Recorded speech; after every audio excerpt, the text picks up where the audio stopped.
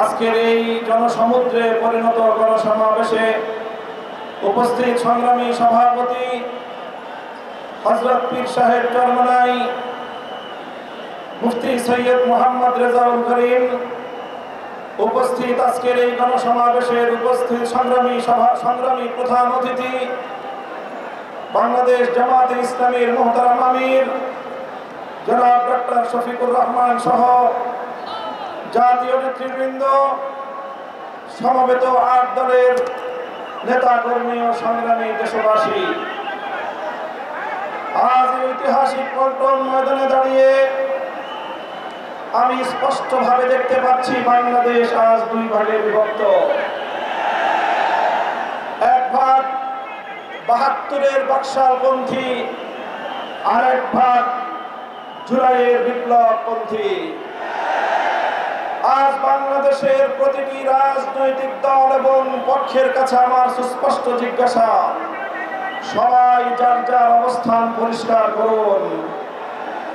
হয় আপনি জুলাই বিপ্লবের পক্ষপাতী, আর না হয় আপনি ৭২-এর বাকশালপন্থী।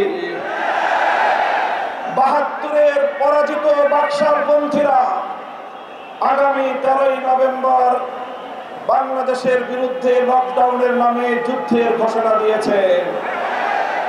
আমি ঘোষণা করতে চাই, 13ই নভেম্বর কোন বাকশালপন্থীকে বাংলার রাজপথে আমরা নামতে দেব না।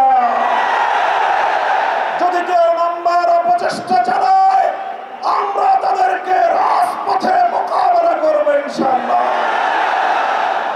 সংগ্রামী সাথী ও বন্ধুগণ, 2024-এর জুলাই বিপ্লব সহস্রাধিক তাজা প্রাণের রক্তের বিনিময়ে অর্জিত এই বিপ্লব। এই বিপ্লবের ভিত্তিতে আগামী বাংলাদেশ পরিচালিত হওয়ার জন্যই ঐক্যমতের ভিত্তিতে জুলাই সনদ প্রণীত হয়েছে।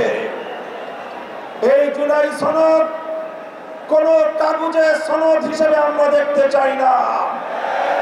জুলাই সনদকে আমরা আগামীর বাংলাদেশের রূপরেখা হিসেবে দেখতে চাই। এই জন্য আমরা ৮ দলের পক্ষ থেকে বলেছি, অনতিবিলম্বে জুলাই সনদকে সরকারি আদেশের মাধ্যমে এর প্রাথমিক আইনি ভিত্তি প্রদান করতে হবে।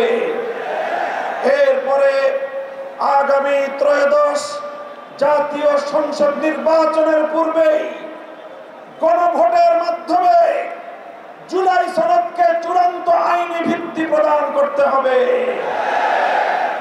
এর ব্যত্যয় হলে জুলাই বিপ্লবপন্থীরা বরদাস্ত করবে না, সেটা মানবে না। আমরা সুস্পষ্ট ঘোষণা দিতে চাই, আমাদের জুলাই যোদ্ধাদের, জুলাইয়ের বিপ্লবে শাহাদাত বরণকারী বীর শহীদদের রক্ত মারিয়ে জুলাই বিপ্লবের, জুলাই সনদ বাস্তবায়নের গণভোট ছাড়া বাংলার মাটিতে আমরা আর কোনো কিছুই হতে দেব না।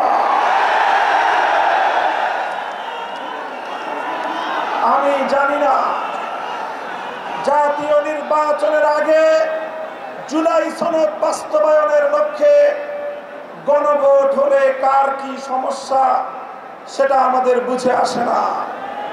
আমাদের সমস্যা হলো, জুলাই সনদের গণভোট ছাড়া যদি জাতীয় সংসদ নির্বাচন অনুষ্ঠিত হতে থাকে, জাতীয় সংসদ নির্বাচন যদি তফসিল ঘোষণা হয়ে বাস্তবায়িত হয়, অনুষ্ঠিত হয়, সেখানে অনেকগুলো বড় বড় জটিলতার সৃষ্টি হবে। তার মধ্যে অন্যতম একটি হলো, দ্বিকক্ষ বিশিষ্ট জাতীয় সংসদের উচ্চ কক্ষ কিভাবে গঠিত হবে, কিভাবে রাজনৈতিক দলগুলো তাদের নির্বাচনী ম্যানিফেস্টো তৈরি করবে, জাতির সামনে তারা তাদের উচ্চ কক্ষের 100 সদস্যের তালিকা কিভাবে প্রকাশ করবে, এই সকল বিষয়ের কোনো সদুত্তর তাদের কাছে নাই।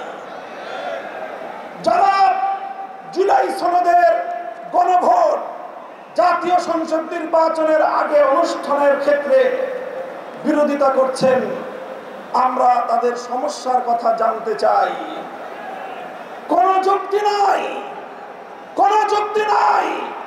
তারা জুলাই সনদের বাস্তবায়নকে ঠেকিয়ে দিয়ে বাংলাদেশে আবার ফ্যাসিবাদ কায়েম করবার ষড়যন্ত্র করছে। পরিষ্কার ঘোষণা করি, রক্ত দিয়ে যেই ফ্যাসিবাদ বিদায় করেছি, প্রয়োজনে আবার রক্তের সাগর প্রবাহিত হবে, বাংলার মাটিতে ফ্যাসিবাদ ফিরে আসবে।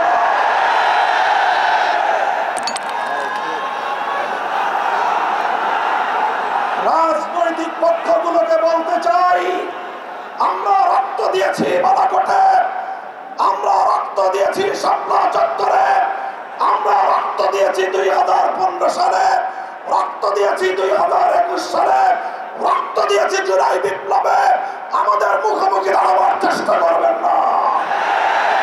আমরা রক্ত দিয়ে অধিকার আদায় করি, রক্ত দিয়ে বাংলাদেশ কিনেছি, রক্ত দিয়ে এই বাংলাদেশের স্বাধীনতা রক্ষা করবো ইনশাআল্লাহ। সংগ্রামী সাথী ও বন্ধুগণ, জুলাই বিপ্লবের আমার সকল সহযোদ্ধাদেরকে আমি বলতে চাই, রাজনৈতিক মতবিরোধ থাকতে পারে, নির্বাচন নিয়ে মতপার্থক্য থাকতে পারে, আপনারা যার যার নির্বাচন করবেন সেটা পরের কথা। আসুন, যারা জুলাইয়ের বিপ্লবের রাজপথে ছিলেন, জুলাই বিপ্লবের সনদের আইনি ভিত্তি কার্যকর করার জন্য আমরা হাতে হাত রাখি। সংগ্রামী সাথী ও বন্ধুগণ, সর্বশেষ বক্তব্য, আগামী 13 তারিখ জুলাই সনদের গণভোটকে কেন্দ্র করে সরকারি সিদ্ধান্তের দিকে আমরা তাকিয়ে আছি। সরকার যদি জনগণের শান্তিপ্রিয় ভাষা বুঝতে ব্যর্থ হয়, আবার বলছি, সরকার যদি 8 দলীয় নেতৃবৃন্দের শান্তিপ্রিয় ভাষা বুঝতে ব্যর্থ হয়, যেই ভাষায় বললে সরকার বুঝবে, আমরা সেই ভাষাই প্রয়োগ করব, সেই কর্মসূচি ঘোষণা করব ইনশাআল্লাহ। প্রস্তুত থাকবেন তো আপনারা? ইনশাআল্লাহ যুদ্ধ করে ফ্যাসিবাদ বিতাড়িত করেছি, যুদ্ধ করেই বাংলার মানুষের অধিকার আদায় করে ছাড়বো ইনশাআল্লাহ। নাসরুম মিনাল্লাহি ওয়া ফাতহুন করিম। ওয়াসসালামু আলাইকুম ওয়া রাহমাতুল্লাহ।